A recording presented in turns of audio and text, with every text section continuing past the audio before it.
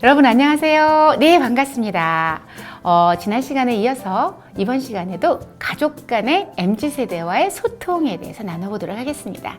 지난 시간에는 우리가 자녀들에게 미리서 예측 가능한 행동 환경을 조성해줘야 된다라고 말씀드렸었죠.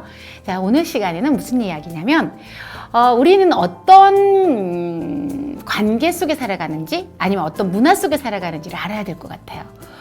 우리나라는 제가 지금 이렇게 얘기하죠. 우리.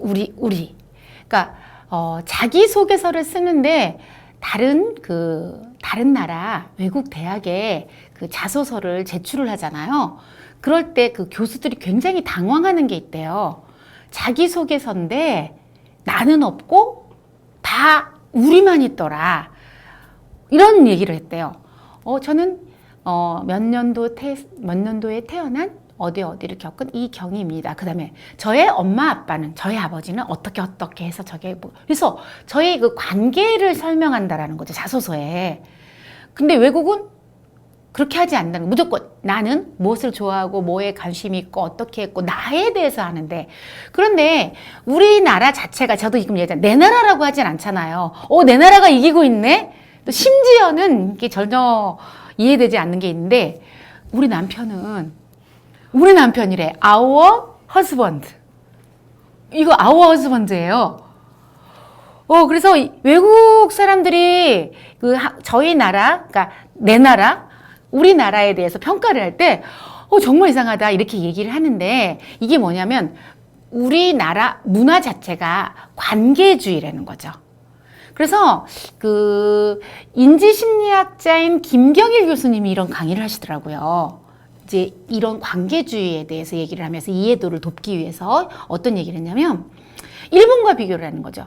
일본은 집단주의라는 거죠. 근데 관계주의하고 집단주의를 굉장히 약간 혼돈하시는 분들인데, 집단주의는 뭐냐면 관계보다는 집단, 어떤 국가에 무슨 문제가 생겼을 때 할복 자살을 하는 거죠. 근데 할복하는 사람들이 크게 정치를 했던 분들이라든가 나라를 이끌던 분들이 아니라 저 시골 학교에 있는 초등학교 선생님이 할복 자살을 하는 거죠. 그러면 우리나라 사람들은 어떻게 생각해요? 왜 저렇게 행동하지? 가족은 생각하지 않나? 친구들은 생각하지 않나? 이렇게 얘기하는 거죠. 그러니까 우리나라 사람들은 집단주의가 아니라 집단주의보다 먼저 관계 중심. 가족을 생각해서. 그러니까 힘들고 어렵고 삶을 포기하고 싶을 때에도 나의 관계, 나의 가족들 때문에, 또 나의 가족들 때문에 내가 더 힘을 내려고 하고, 이런 문화라는 거죠. 그래서 우리 이렇게 하는데, 요즘 세대, MZ세대들은요 점차로 이런 우리였던 관계주의에서 약간 그래도 이제 개인주의로 가고 있다, 이렇게 말을 하죠. 서양은, 일본은 이렇게 집단주의라면 서양은 개인주의죠. 나예요. 내가 가장 중요하고, 나의 가치가 중요하고, 나의 삶이 중요하고, 나의 행복이 중요하죠.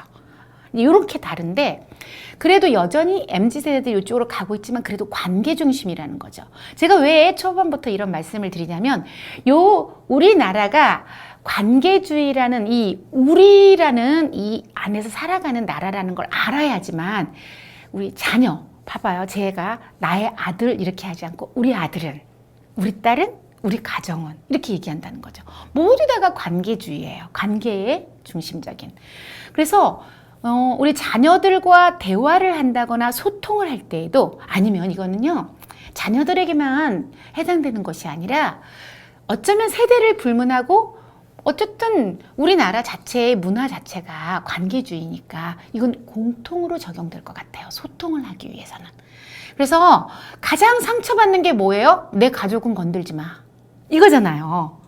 그러니까 나에 대해서 공격하는 건 그래, 나는 인정할 수 있어. 그런데 나의 엄마, 나의 가족을 건드릴 때 거기서 뒤집어지잖아요. 그리고 여러분들 이런 거 기억하실지 모르겠는데, 영화에서도 보면, 요거는 아주 예전 영화인데 친구라는 영화가 있잖아요. 친구. 거기서 선생님이 어떤 때 주인공이 상처를 받아서, 너희 아버지 뭐 하시노? 나를 평가하는 게 아니에요. 나의 능률, 아니면 나의 능력, 이거가 아니라 나의 관계에 있는 내 아버지를 평가해서 나를 평가하고 있다는 거죠. 내 아버지를 통해서. 이게 이제 우리나라 특징이에요. 그러다 보니 우리가 이제 다른 사람들과 사회생활을 하고 직장 내에서 심지어는 교회 안에서 이렇게 생활하고 또 우리 자녀들하고 가정 내에서 대화를 한다거나 할 때 이 관계주의라는 것을 인지를 하고서 그리고 대화를 하면 훨씬 대화를 잘할 수 있다는 거죠. 이런 거예요. 제가 이제 우리 자녀에게 실수하는 그 첫 번째, 우리 아이가 굉장히 상처받았다. 이렇게 말을 하다 보니까 굉장히 제가 안 좋은 엄마가 되는데 여전히 미숙하죠, 저는. 그래서 제가 우리 아이들에게 무슨 얘기를 하냐면 엄마는 엄마가 첫 번째라 가지고 한 번이어서 자꾸만 실수를 한다. 그런데 노력하고 있어 라고 얘기를 하거든요, 대화할 때마다. 근데 뭐 모두에게 다 첫 번째 인생을 살다 보니 어쩔 수 없이 우리가 시행착오를 겪을 수밖에 없는 거죠. 무슨 제가 실수를 했냐면 우리 아들이 방에서 아니면 우리 딸아이가 방에서 이런 이제 컴퓨터로 본인들은 이게 사회생활이라고 그래요. 요즘에는 이것을 통해서 자기 영역을 확장하고 또 그리고 심지어는 그 대인관계 이런 것까지도 다 컴퓨터 안에서 하더라고요.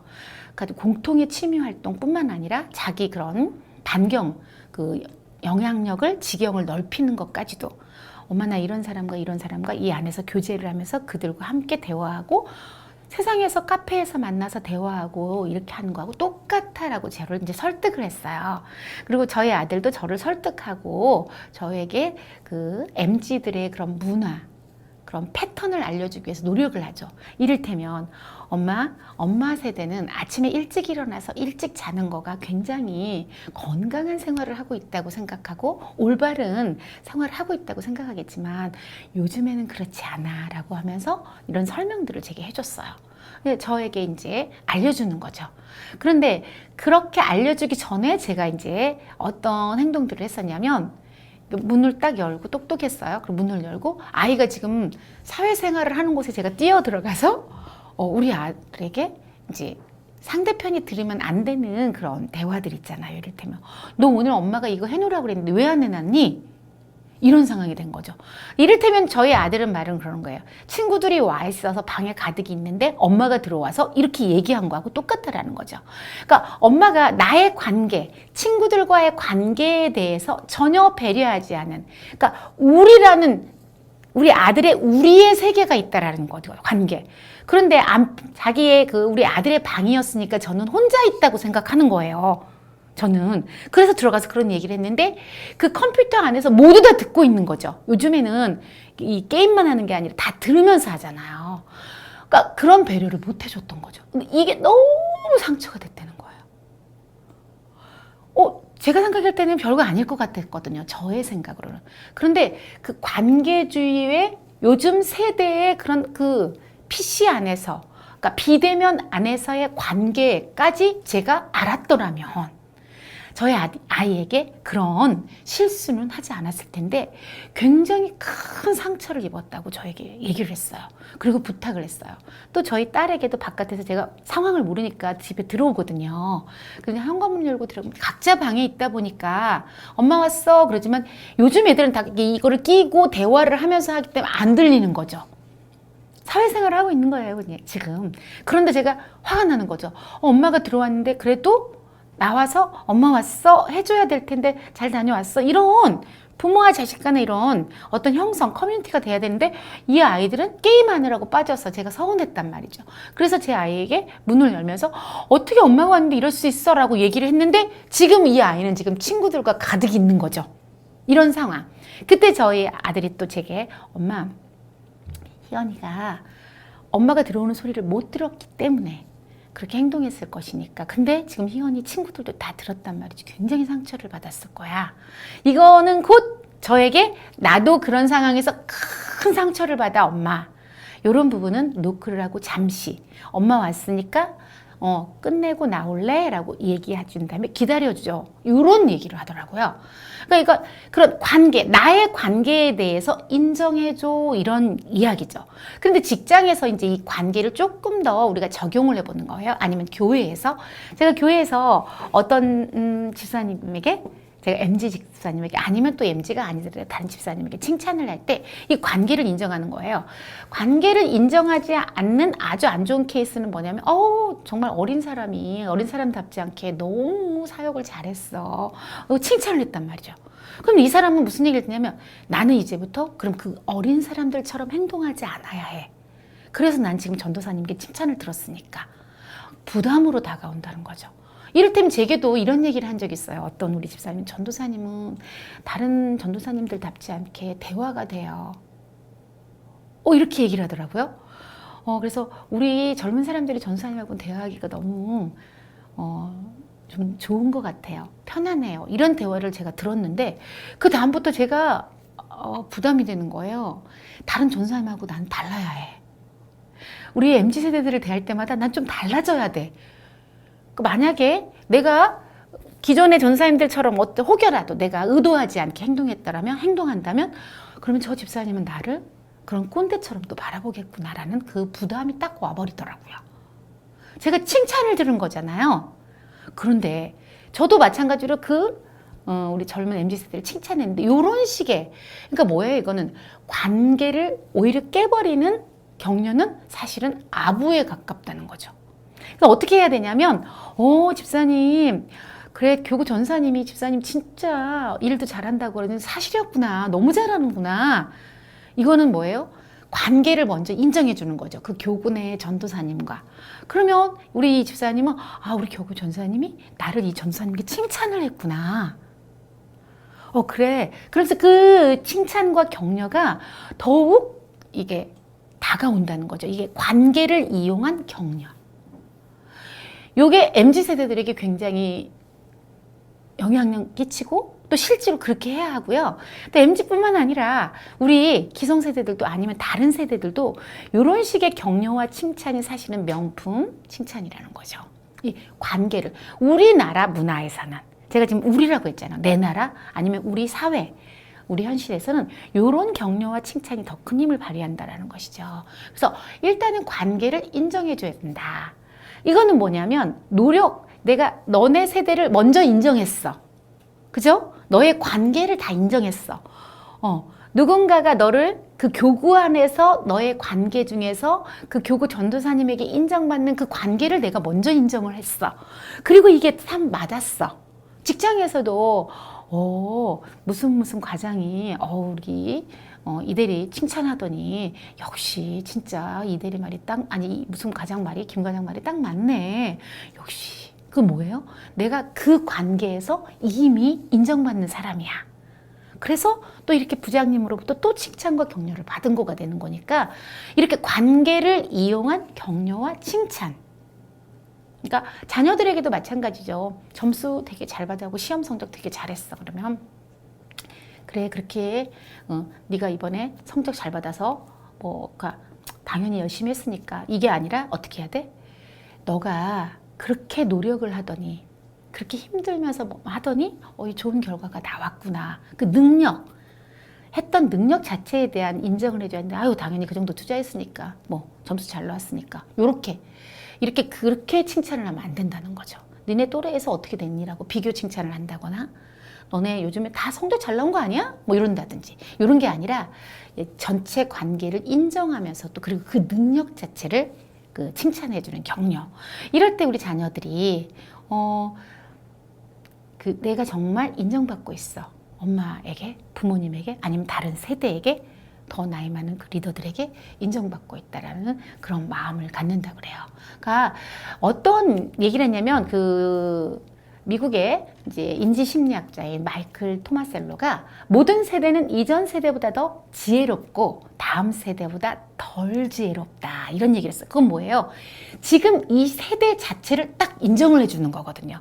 그러니까 그런 마인드를 갖고 할 때 어떤 거냐면 내가 더 많이 알아. 너네가 하는 의견은 젊은 세대들이 하는 그런 것들은 아니야 라고 생각하는 이런 마인드? 이게 아니라 너네가 훨씬 나보다 더 많은 역량을 갖추고 있어 라고 먼저 인정하고 들어가자라는 것이죠. 근데 이게 사실은 맞아요. 여러분들이 이게 대화를 해보고 많은 사람과 관계 형성을 하다 보면 어떤 사람들은 그 젊은 사람들에게 배울 것이 있다라는 건 인정해줘야 되니까 강하게 가지고 있는 사람이 있는데, 그런 사람들이 굉장히 세대 간의 위화감이 없이 서로 이렇게 관계 형성하고 소통하고 있다는 걸 깨닫게 되실 거예요. 그러니까 저도 제가 달라지기 시작하면서, 아, 우리 아이들에게 내가 이런 건 배워야 돼, 받아들여야 돼. 아들이 하는 이야기가 딸이 하는 이야기를 내가 이제 수용해야 돼. 이 아이들에게 배워야 되겠어라는 이 제 변화가 왔을 때, 그때부터 자녀와 소통이 되기 시작하더라는 것이죠. 네가 뭘 알아? 네가 아는 게 뭐 있니? 라고 생각하면 안 된다는 거죠. 굉장히 요즘 아이들은 정보를 많이 받아들이고 쌓여 있는 것들이, 내재되어 있는 것들이 많아요. 그걸 딱 닫고 있을 때 몰랐을 때 뿐이지, 나의 아들이 중학생인데, 초등학생인데, 고등학생인데도 불구하고 그 안에 저장된 건 엄청나더라는 거죠. 그래서 마음문을 딱 여는 그 순간 굉장히 이 아이가 가지고 있는 게 엄청나요. 지혜로워요. 그래서 그 마이클 토마셀로가 말하는 이야기가 그런 마인드로 우리가 딱 시작하는 거죠. 모든 세대는 이전 세대보다 더 지혜롭다. 이거에서 출발하는 거죠. 그럴 때 아주 자유로운 그 대화가 될 수 있고 소통을 할 수 있다는 거죠. 어린 자녀. 우리 요즘에 우리 MZ인 엄마들도 제가 인스타 보니까 그 초등학교 아들이 원하는 것들을 다 소통하면서 대화하는 걸 봤어요. 제가 그 초등학교 아들을 봤는데 정보가 무한하더라고요. 저에게 그 설명을 하는데 무슨 교수가 제게 강의를 하듯이. 요즘 애들은 정말 이런 세대라는 것이죠. 인정을 하고 여러분들이 대화하시기 바랍니다. 그럴 때 우리 아이들도 부모님과 아주 그 열린 마음으로 그 안에 있는 모든 것들을 소통할 수 있다는 팁입니다, 여러분. 가정에서도 사회에서도 또 교회에서도 이렇게 자유롭게 그 세대가 가지고 있는 걸 최대한 관계주의를 인정해주면서, 관계를 인정해주시면서 격려해주고 대우할 수 있는 여러분들 되시기 바랍니다. 여러분, 다음 시간에 만나요. 은혜로 살리고